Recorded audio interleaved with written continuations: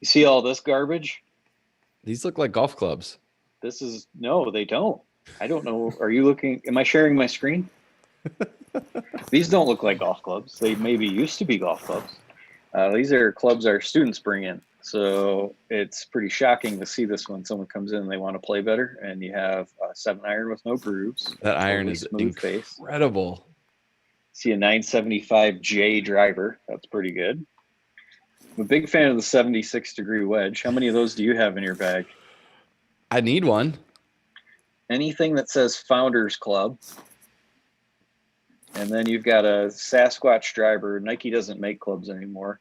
Pile that onto the knockoff of the company that doesn't make any golf clubs anymore, and you have like quite a recipe for success. But students really bring this in, so I wanted to set up some sort of appointment type where you could, I suppose, talk to somebody about golf clubs. So that's what we're talking about today, is how to do a club consultation. Hold on. Did I see on your slides that 76% of people get better after club fitting? Go back to that. There was something interesting there. You didn't see that, but there we go. 75% saw an increase in total distance. Correct. After fitting. So this is, yeah. I mean, if you want to get into why you get fit for golf clubs, this is it. But I wasn't going to show this slide, but now that you want to. So 3/4 of people who come in and get fit for a driver hit it farther. Then out of those 75% that do hit it farther, the average distance gain is about 18 yards. Wow. And then 20% of those people saw more than 33. So there's your, it's like your plug. If there's something so simple about how to determine whether or not you should get fit for golf clubs, anyone who's serious about golf should look at those couple bullets right there and say, wow, I need to do that.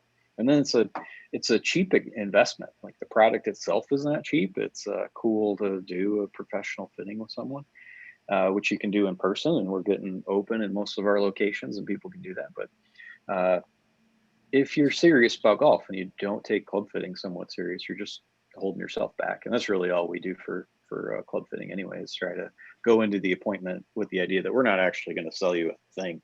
We're just looking for deficiencies in what you play, which we're going to do with your bag here in just a second, and then opportunities that you might have, or tell you about some clubs that are really holding you back. So if you decide to do one of these free virtual club consultations with us, no one's at the other end trying to sell you anything. We've had tons of people take us up on the lesson portion, but this I think is just as valuable for people. So let's dive in. Today we're doing a what's in the bag. We've got a beautiful golf bag sitting next to me right here. Yep. With some real beauties in it. So you're yeah, I can't wait to see this. So you're a special case. You have 75 putters lined up on the wall. You're an avid golfer. And I'm curious, because you have your bag, I want to just run through this like we would do it now. So inside of the GOLFTEC app, you can schedule these appointments. You do them as a Zoom call, just like what we're doing now. Okay. And you'll then be able to talk to a professional coach who fits golf clubs and get an idea of what you're doing. So really that's what we're doing now. So I'm somewhat curious about what you have in your bag now, but really because you know a lot about equipment, I know from previous conversations, your driver you're happy with, but tell me about the rest of your gear. Yeah. So let's dive in. The driver is awesome. We've talked about this in the past, but we've got it's now a little bit older, but still amazing.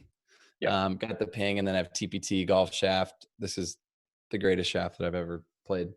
That's awesome. And because you've been well fit for that, you can keep that thing for a couple of years without feeling like anything's holding you back. I do really like the new 410 Plus, and this would be the one I'd tell you to try based on how I think you hit balls. If anything, you curve too much to the left, but this would be a really good one to try if you wanted to venture out. But so that takes us right to the part of my bag that I dislike the most. Great. So, yes, I haven't bought anything in a long time. I've got this old 5-wood. Look at this thing. Isn't that beautiful? That's not old. That's ancient. It's amazing. They're antiques when they're 25 years old, I heard.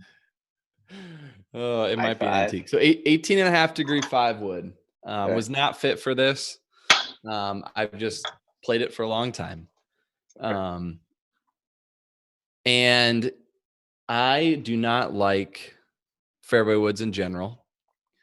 It's a weird thing. I'll top them occasionally. Like, I'm not joking. I don't know why. Oh no, I totally believe you. Don't worry. But I hit this good. I hit it good. Like, I'll play it. I hit some really great shots with it. The problem is I go from there to a 4-iron. Right. So because I am who I am and I love tinkering and I love trying new things, I have single length irons in my golf bag. Okay. 4-iron right here. So we got the Adele Golf 4 irons. They've got these Patterson shafts, which are actually really nice. I like those a lot. I have that through sand wedge, and I enjoy it. I just have enjoyed playing. I've played it for 2 or 3 years now. I enjoy the conversations that I get when I show up with these to a round of golf. It's always a good conversation starter. There's another selling point if anyone's looking for, like, hey, how do I have better small talk while golfing? Get yourself a set of single length irons. Well, and I know that I'm not, I guess I'm not a proponent or advocating people don't play single length irons. I don't really think it's game changing in the way that it's presented. They are very different, and there are some challenges that come with that. But if you love those things, that's great. Sounds like, so help me if I'm saying something wrong. You have your 4-iron, which in those single length irons is actually 20 degrees, is pretty strong, but it has to be that way with shorter shafts and just the way they're made to launch. And then you go to your 18 degree 1970s fairway wood, and then in there you don't really hit any clubs very well anyway. So like that chunk of your bag, how far do you carry a 4-iron, like on a good one? Yeah, like a carry is going to be probably 205 to like 210, 205. So I do hit it off the tee. If like it's a short par 4, I'll hit it off the tee. It goes, and I'll try to hit a draw or a hook, and it'll go 220, right? So that's a big problem because there's a lot of holes where that's too short and the driver's too long. And so you've got this gap, and it's like, well, good luck. So I'll hit the 5 wood, which is fine. And it works out 60%, 70% of the time. Well, those aren't very good odds, Cordie. That is correct. Yep. Okay. 4-iron, 205 yards. Yep. And then like, what's a comfortable distance you would hit that 5 wood? 230, 235. And you hit it well like that about 60% of the time. Yeah. Okay. Well, that definitely sounds like it's probably your biggest gaping hole then. Yep. And then your driver, if you hit that just a normal drive, how far does that go? It depends. I think I carry it like 275, 280. Okay. So then you've got your gaps in there are pretty wild for sure. And then this one, you don't even hit that often. So, I mean, how many 5 woods around do you think you hit off the ground? What's the best thing about this 5 wood is I got this awesome head cover. This is the most exciting thing about my 5 wood. It's from Cordie Golf Club, this little golf club in Scotland outside of Edinburgh. When we were over there, someone who followed along Golf Science Lab reached out. He had me out to the club. We played. It was awesome. Wow. We had a great time, and have this little memento which I take with me. That's the most exciting part about my 5 wood. Okay. How many times around do you think you hit it off the ground? Well, maybe once. Yeah, 1 or 0. And you do that mainly because you don't like it, or you're not playing enough holes where that's like a serious club for you to have anyway. I'm guessing a par 5. Yep. You don't hit it off the tee by the sounds of it. So at my home club, I hit it off the tee on 2 holes. Okay. So we could talk ad nauseum about just more and more questions about why you don't play that thing. But basically you have a gap from 205 on, and you need to fill that thing with something new. So you've got choices. First, I'd tell you going on like the high side, I do like these G410s. I would say the SFT right here is probably better for you. It's the straight flight technology, and it's maybe mildly draw bias, but not much. The center of gravity on this one would be trending probably closer to between the green and the blue dot on this club that I've drawn here. So you get a little bit of a toe hit on that, and I'll explain that a touch more, but I would just minimize that by aiming a little bit in the heel and try to smash this thing with a divot. So we do also talk about ad nauseum how to hit your long clubs better, even though you don't think I'm talking to you when we're talking about it. And that would be how to hit a shot, punch the ground, and still keep the handle low through the shot, so that from that side view camera, you still are exiting around below your shoulder. I'd start with that. That'd be a good way to learn how to hit those better, even if they came out a little lower than what you're used to.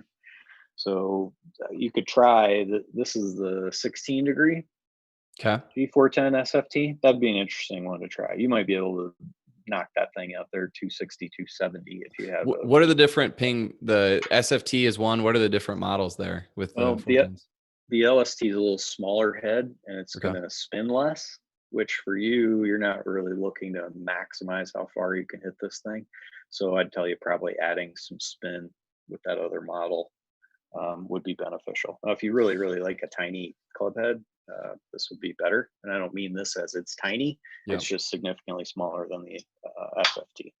So well, let's talk about 3-wood strategies, Nick. So I as I've said many times, and I'll keep saying this, I love my driver. I love hitting driver. Like I hit it all the time, right? Yes. Because I know typically where it's going to go. It's like I hit it great.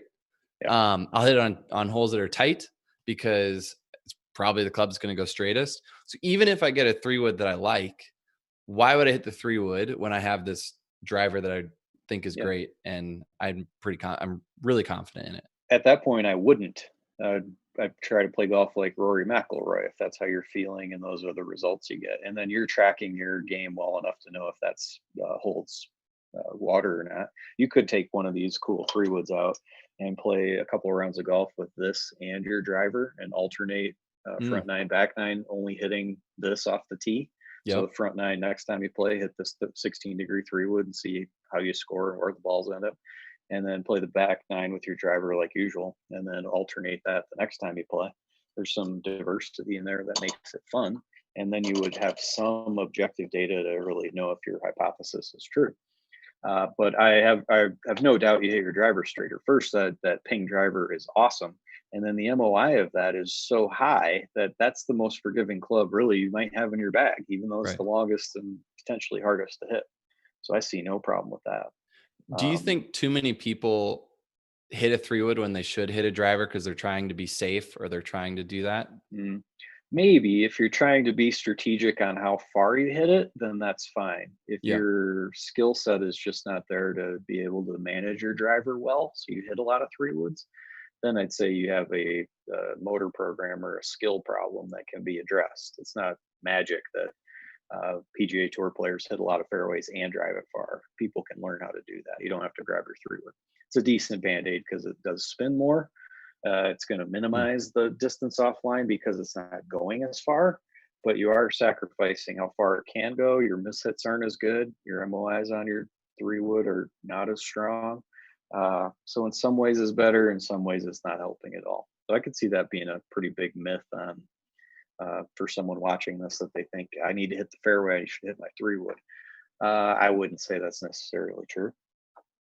What do you think? I don't know. This would be an interesting something to look up, but like, how often should you be hitting a 3-wood off the tee? Obviously, it's very course dependent, right? Some courses never, but some courses a lot. Like, what would you look for? Is there a rule of thumb? I don't necessarily think there's going to be a rule of thumb that I could blanket out there for everyone. I would say if you have more than 60 yards to hit something into the fairway with your driver, that's probably the shot you should hit. So if there's something left or right more than 60 yards from the center of the fairway, then I could see why you might want to go just with a shorter shot, and potentially we'll have less offline. But otherwise, people should be standing up there smashing their driver into the fairway. And I'm just more of a proponent of that because I think it's very doable. If you don't take lessons, you don't want to take lessons, then there's a bigger strategy to that. Gotcha. I'm not really interested in getting into. I think people should just take lessons and learn how to hit their driver into the fairway. I like that. So we got you should. Sorry, that's just a blanket statement for sure.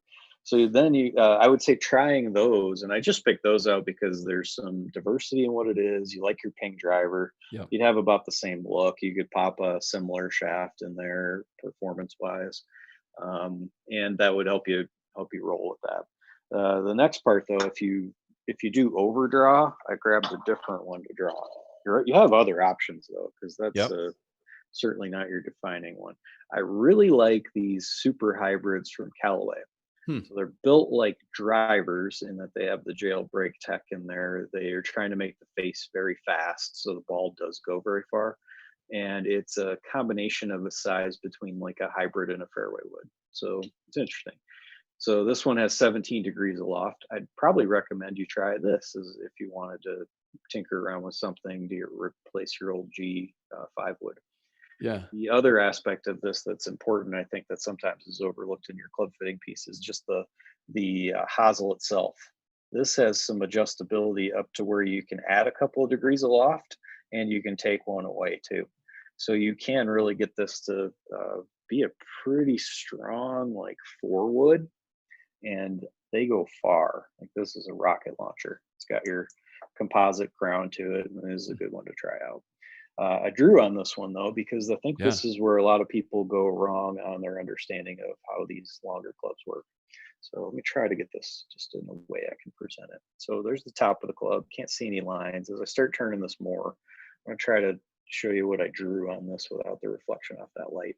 Yeah. The vertical lines, those are not in line with the center of gravity. Try my best to get this one here. Okay, so you can see where I drew this line, the furthest one towards the toe. Yep. That's actually in line with the sweet spot, which sits right up here. You can see the little chevron up there. Yep. Okay. Then the other one that's a little bit closer to the heel. Yep. I'm making that like your sweet spot. That's where I would try to hit these, especially if I had an overdraw bias, with the idea that you hit basically that highlighted orange spot. Now, when I put this thing on the ground, it looks like because of the visuals of the chevron on the top and the shape of the club, I am maybe advocating that most people hit their hybrids a 1/4 of an inch off center towards the heel if you don't want to draw it. But when you put this thing down, it looks massively like I drew that in the heel. So I think that's a good thing to do if you want to tinker around with your own clubs. It's just a wet erase marker that I'd use on this whiteboard behind me, and it comes off really easy. But you could draw a similar little 2 vertical lines, a little bit apart, 1/4 of an inch apart, and start with the one right in the center, the one most toeward, and draw that. Then look down at where you should be hitting this thing. And I say that mainly because the center of gravity on a lot of these hybrids, now this one doesn't necessarily subscribe to that, but because of the way they're designed, there's a lot of weight in the hosel. Some of the shaft goes in here, and they need a bunch of metal just to hold this thing together. That tends to drag the center of gravity towards the heel. A lot of companies like this one from Callaway have compromised by putting a bunch of weight up here into the top of the club and closer to the toe, or just you can see the height of the toe of the club, which then starts dragging it towards the middle again. But a lot of the older hybrids, like if you haven't changed your hybrids in 5 to 10 years, you may have some that the center of gravity is too close to the heel. And that's typically where I've always heard tour players or friends of mine who are good or students who are good, I hook everything with these long clubs. It's not you. It's not because of anything other than that gearing piece. And that's what really compromises that strike. So I think you would do a whole lot better if you were up there practicing your long game. And I would say for you, a hybrid like this one, maybe even in like the 23-degree version, 20 or 23, smash it into the ground. So you're hitting it what feels like the angle of attack more of, say, a 7-iron. Keep your hand path coming out low in your follow through, and you probably get some very high spin shots that you could use productively past that 205 range. So it's like a little crash course on club design, plus the way that you can use that information to help yourself. I was one of those golfers. I had a whole handful of hybrids, and I hated them all. They they all went left, and they were unpredictable, and like so that's why there's been nothing in my bag. I just gave up. And so, yes, exactly. And that's what a smart person really does after some trial and error and they can't figure it out. Um, think of like a tour player who says, I don't work with the teacher. I just do my trial and error thing. Basically, they've done trial and error with the teacher and didn't get any better. So they just stopped. You're kind of doing the same thing. I've tried all these different clubs. I can't get it to work. So I'm just not going to use it anymore. They're similar messages. Part of the other challenge here is the lie angle of most of the hybrids and fairway woods is more upright than what people really need. That's done because it does. If I put the club face just flat on the ground, the face itself aims pretty straight that way. But the minute I start to make the heel of the club closer to the ground than the toe, now it's starting to change where the club face is actually pointed. I don't see that being a huge problem with hybrids and fairway woods, but it does contribute some to the over curving too. That has a lot more to do really with just starting too straight. But I find people probably like you who could push and they'd still hook too much. And that has way more to do with the gear effect than just that point, the uprightness of the club. And just to clarify, when the CG is pushed towards the heel, that causes more of a hook bias. Yeah, more of a draw bias. So that's a good point. So we can sketch that out here. So everything on this part of the club is giving you more likely of a result of drawing too much. Okay. So you mishit any of those slightly towards the toe and you get a much bigger gearing, much lower MOI on those off-center hits, and you get those hard hooks that don't go very far. You never really hit a hard hook that went too far. They're always coming up short. That's showing you the mishitting, the lack of spin that's on the ball at that point. So for you take your 4-iron at 20 degrees. I would probably tell you try a 20-degree super hybrid if I were going to just pick one. Yep. You can adjust that a couple degrees either way. Even though they're the same loft, the super hybrid 20 degrees will go much further. The shaft's longer. It's built like a driver. It isn't built like an iron. They're built for the faster faces. So you can double up on that loft. Then either do the 17 and bend it down or change the hosel down to the 16, which also opens the club face a little bit, not much, but a tiny bit, which should help you push more. Like that. And you'd have two that are pretty easy to hit.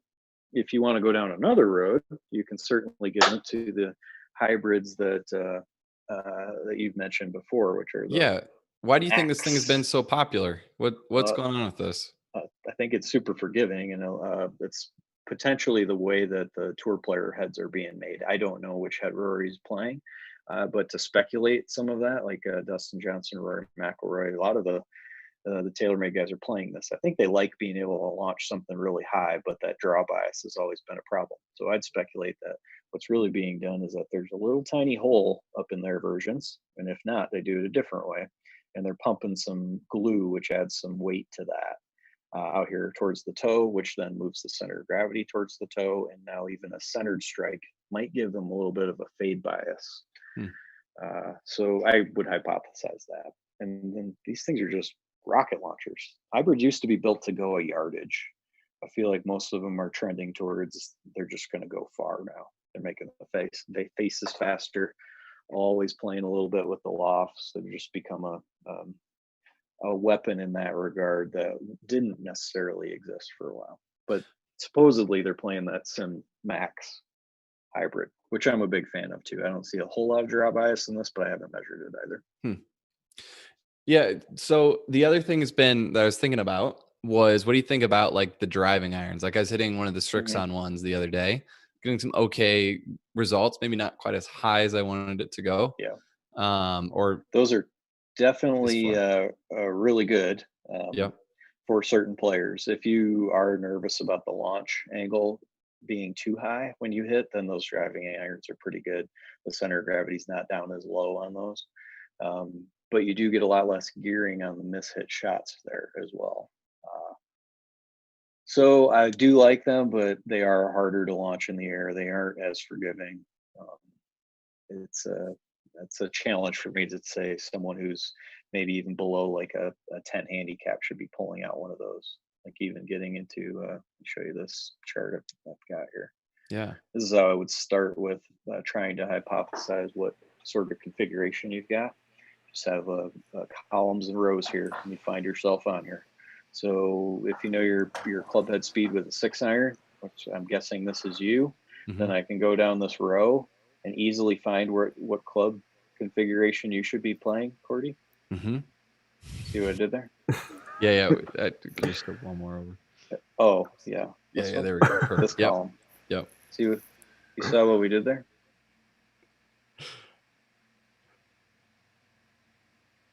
No, we can't hear it. I'm sure it was only wonderful. On the Cordie Walker show right there. You can't hear that. That's I'm sure it was good next though. Time. That was a good one. I'll use it next time. So yeah, you've got your you swing fast enough, stick to that 3-through pitching wedge.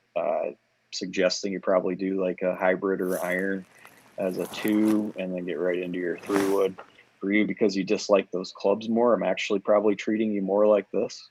Yeah. Not necessarily for any reason, but I bet if you wanted to really talk about how do you hit your 5-wood relative to a handicap level, it's probably more in here. Not necessarily with your best potential, but on average, it sounds like you're not hitting the best shots. So trending this way would be fine. Our average player walks in is somewhere around here, and they come in shooting close to 100, and I see a 4-iron in their bag, when really just suggesting start with a 6-iron would be a good start, and then get a 7-wood, a couple hybrids in your driver. And that would really help you with the long part of your game. And I feel like that's a misunderstood part. So if you do this club consultation with us, your coach has access to this chart. They'll pull it up for you if you want to ask, and be able to talk you through it. But for you, living in this range right here would be fine. So what's going on? I see 4-woods everywhere on that chart. Why all the 4-wood love there? Yeah, so the launch angle that you need to be able to hit a shot into the air, if you can't hit a 3-wood 15 degrees into the air, 13 to 15 degrees, you don't have like a very usable club. So most people with the ball on the ground, swinging at club head speeds that are under 85 miles an hour, really have a hard time getting the launch angle appropriate. So in many cases, grabbing a 4-wood or adding more loft, like the 16-degree SFT, you can add a couple degrees of loft to that, and pretty soon you have something that would actually go farther than a 3-wood. So in a lot of regards, I'm not telling you grab a 13-degree 3-wood, even though you have the club head speed to do it, because it's not necessary for you. You need something that will go up into the air, spin enough, and be able to carry a distance that you're somewhat comfortable with. Well, I mean, the only reason to have that 3-wood that to max out distance is if you have that distance into par 5s, right? Like if you're on that edge of like 260 into par 5s that you can go for without water whatever it is, like then maybe you need it, but I don't know how often that is for most people. The other good reason to really have that is a tour player, Rory McIlroy, wants to hit 280 instead of 320. He feels comfortable with that, but that's not your average guy. Your average guy should be smashing their push draw driver into the fairway, 250 at least, and then understanding how to play the game from there, and not worrying about, do I lay it up 20 yards shorter or 40 yards shorter than that. So to run you through what I would tell you to do is that if this is exactly how your coach would present it during the appointment too. If I were you, it looks like the biggest gaps you have are that 205 to driver range from what you asked me. I'd try to fill that in with easy clubs to hit, maybe practicing your swing form a little bit so the club isn't raising up off of your rib cage, or your arms aren't raising up through the ball quite as much, and a little less twisting of the shaft as a result.